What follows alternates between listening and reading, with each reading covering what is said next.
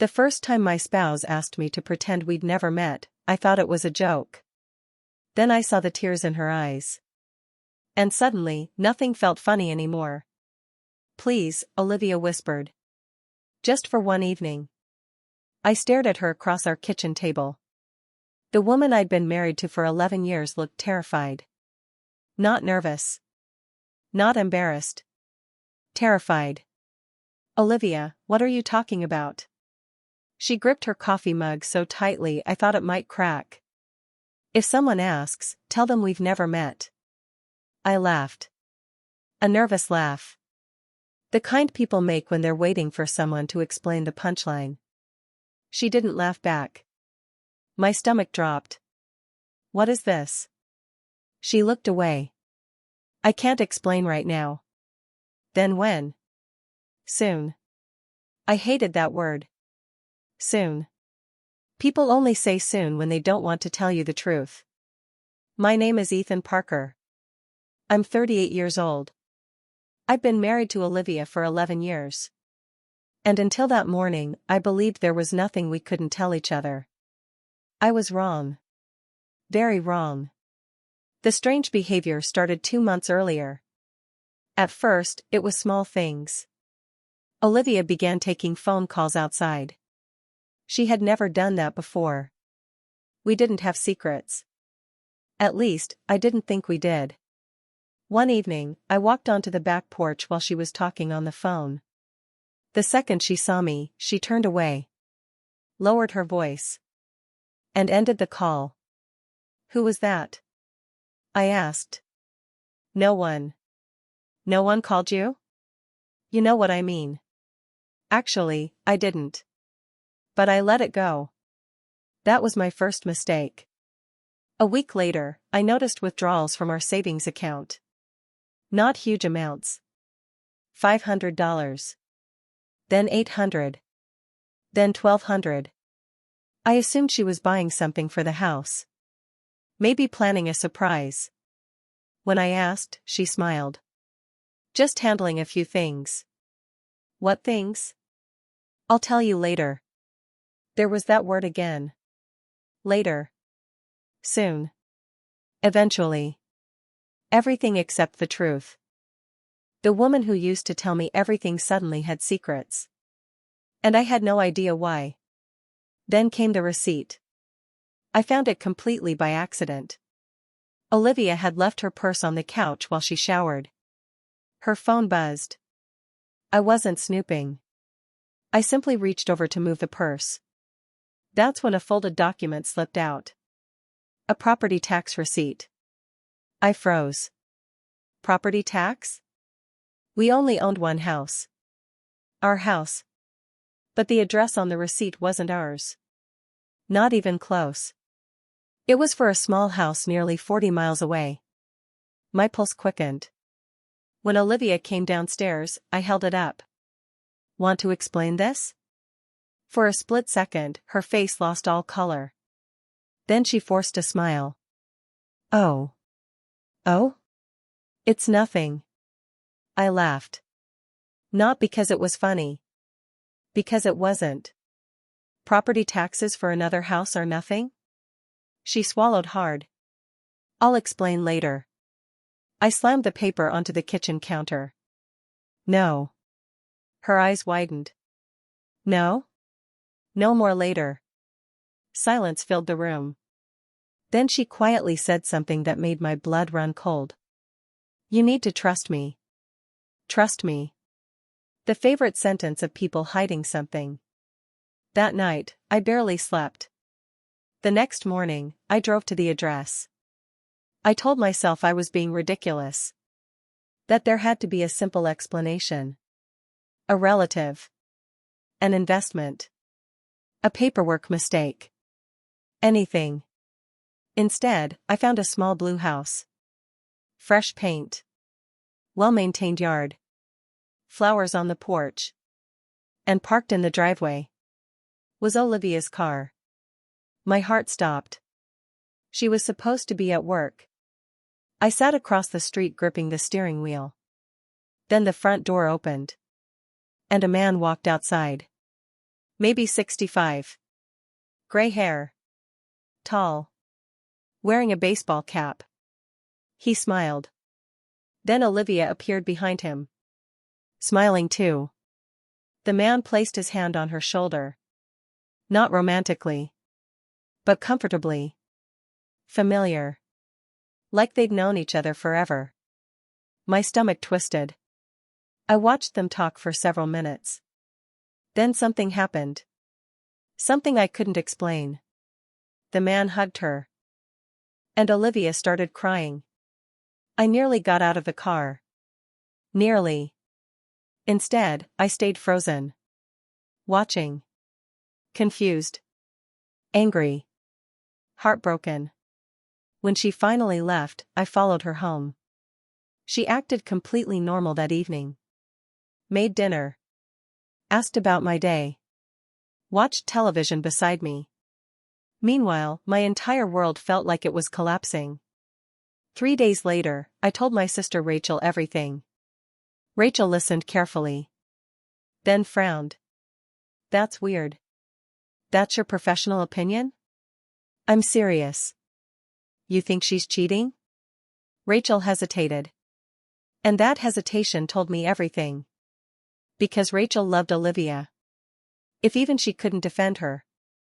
Maybe I wasn't crazy. Maybe I wasn't imagining things. Maybe my wife really was living a second life. The following week, things got worse. Much worse. I found paperwork hidden inside Olivia's desk drawer. Mortgage documents. Insurance forms. Utility bills. All connected to the Blue House.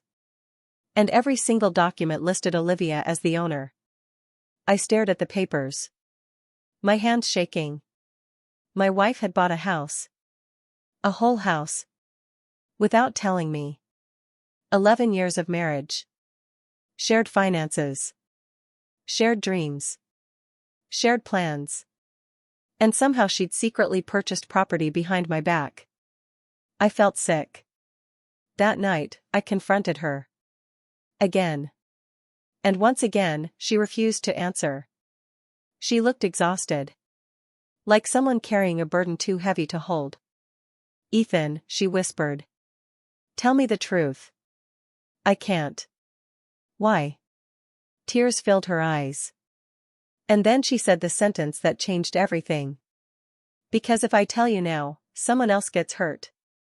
Someone else. Not me. Someone else. And suddenly my imagination began creating 1,000 horrible possibilities. Another man. Another family. Another life.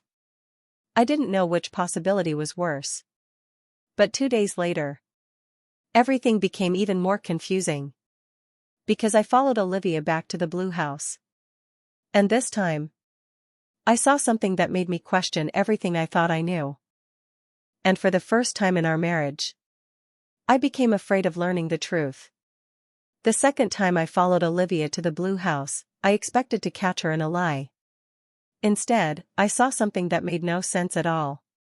I parked down the street and watched. The gray-haired man was outside again. But this time he wasn't alone. A little girl sat beside him on the porch. She couldn't have been older than 8. Dark curly hair. Bright yellow sweater. A huge smile. The kind of smile that makes you smile back without meaning to. The man pointed toward the street. The little girl laughed. Then Olivia appeared carrying grocery bags. The child jumped off the porch and ran straight into her arms. My heart pounded. What was I looking at? The little girl hugged Olivia like she knew her. Like she loved her. Like she'd been waiting all day to see her. And Olivia hugged her back the exact same way. Not politely. Not awkwardly. Like family. My chest tightened. I suddenly couldn't breathe. The worst possibilities started racing through my head. Was the child Olivia's? Had she hidden an entire family from me? Was the older man her former husband? Her father? Who were these people? I sat there for nearly 20 minutes. Then something happened that shattered what little peace I still had. The little girl handed Olivia a handmade card. Olivia read it. Then cried. The gray-haired man wrapped an arm around her shoulders.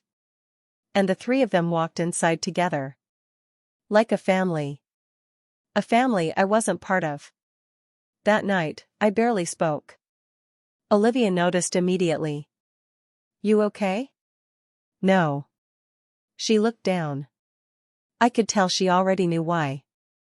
We sat in silence. Finally she whispered. I wish things were different. I laughed bitterly. You have no idea how much I wish that too. Tears filled her eyes. But she didn't explain. Didn't confess. Didn't tell me anything. And that silence hurt more than any answer.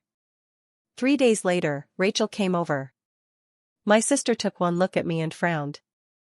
You look terrible. I feel terrible. I told her everything. The little girl. The hugs. The secret house. The hidden paperwork. Every detail. Rachel listened quietly. Then she sighed. Ethan. What? Maybe you should just ask directly. I have. No. I mean really ask. I stared at her. Rachel hesitated. Then said something unexpected. Part of you already thinks she's guilty. The words stung because they were true. Maybe I had already convicted Olivia. Maybe I was simply looking for proof. But every clue kept leading to the same conclusion. Then came the final piece. The thing that convinced me my marriage was over. A week later, Olivia left her laptop open. I wasn't snooping. At least that's what I told myself. But when a notification popped up, I looked. The subject line froze my blood. Guardianship documents approved. Guardianship. I clicked. My hands shook. The document mentioned Olivia. The little girl. And the blue house. I felt like the floor disappeared beneath me. Guardianship? Why would my wife be seeking guardianship of another child? Without telling me? Without involving me? Without even mentioning it? I closed the laptop and sat there staring at the wall. For 11 years I had trusted her with everything. And now I realized I might not know her at all. That evening I confronted her one final time. No patience. No calm discussion. No understanding. I was done. The moment she walked through the door, I placed the printed documents on the table. Her face turned white. Ethan. No. She froze. Tell me everything. Tears instantly filled her eyes. I can't. Then we're finished. The words hung in the air. For the first time, genuine fear appeared in her face. Not fear for herself. Fear of losing us. Ethan, please. No. I pointed toward the papers. The house. Silence. The little girl. More silence. The guardianship. Her shoulders trembled. I promised. I slammed my hand against the table. To who? The answer came so quietly I almost missed it. To my mother. The room went silent. My mother-in-law had died 3 years earlier. A wonderful woman named Grace. The woman who treated me like her own son. I stared at Olivia.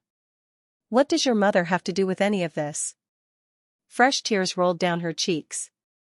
Everything inside her seemed to break. And for the first time, she stopped hiding. My mother had a secret. I froze. What? Olivia sat down. Her hands shaking. My mother gave birth to another child before she met my father. I stared at her. Unable to process the words. What? She was 17. The room spun. Nobody knew. My grandparents forced her to give the baby up. I couldn't speak. Olivia continued. Voice cracking. Cancer took my mother before she could find her. I felt cold all over. Find who? My sister. The words hit like a truck. Sister. The little girl wasn't Olivia's child. The older man wasn't her husband. Nothing was what I'd imagined. My heart pounded. Then who are they? Olivia wiped away tears. The man is David. Who is David? She looked directly at me. My mother's first child was a daughter named Sarah. I waited. David is Sarah's husband. I felt dizzy. And the little girl? Olivia broke down completely. The little girl is Emma. Emma who? She whispered the answer. My niece. The room went silent. Every suspicion. Every accusation. Every horrible assumption. Suddenly cracked. But the truth wasn't finished. Not even close. Because the next thing Olivia told me made me realize how wrong I'd been. And why she'd begged me to pretend we'd never met. And when I finally met the man from the blue house face to face the following morning, he looked at me with tears in his eyes. Then spoke 4 words that changed my life forever. I've waited years, son. I've waited years, son. The words hit me harder than any punch ever could. I stood frozen in the driveway of the blue house. David's eyes were filled with tears. Mine probably were too. I looked at Olivia. Then back at David. Then at the little girl standing beside him. Nothing made sense anymore. Son? My voice barely worked. David nodded slowly. Come inside. I almost turned around. Part of me wanted to. Part of me was still angry. Still hurt. Still trying to understand why my wife had hidden so much. But another part needed answers. So I followed him. The living room felt strangely familiar. Family photographs covered the walls. Not just of Emma. There were older pictures too. Pictures of a smiling woman with dark hair. The moment I saw her face, I understood. She looked exactly like Olivia's mother. My stomach tightened. That's Sarah. David's voice was soft. My wife. I stared at the photograph. Grace's daughter. The daughter nobody knew existed. The daughter who had spent her entire life believing she had been abandoned. I sat down. My legs felt weak. David took a deep breath. Sarah found Grace 8 years ago. I looked up sharply. What? Olivia nodded. Tears filling her eyes again.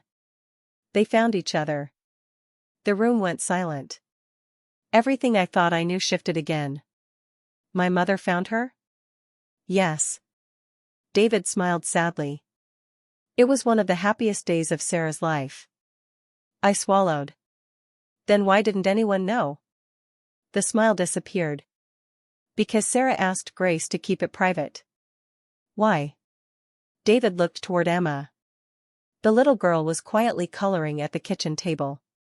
Then he looked back at me. Because Sarah was afraid. Of what? Rejection. My heart broke. He continued. She spent 40 years wondering why she wasn't wanted. The room fell silent. I couldn't imagine carrying that pain. Not for 40 years. Not for 4 days. 40 years. David slowly sat down. Grace spent the rest of her life trying to make up for lost time. Olivia wiped her eyes. They talked every day. I stared at her. My mother never told me. I know. Why? Olivia looked down. Because Sarah asked her not to. Another secret. Another promise. Another burden carried in silence. Then David said something unexpected. Your mother-in-law loved you. I laughed softly. I loved her too. His eyes filled with tears. I know. He walked to a cabinet. Opened a drawer. And pulled out a thick envelope. My stomach tightened. What is that? Something Grace left behind. He handed it to me. My hand shook as I opened it. Inside were letters. Dozens of letters.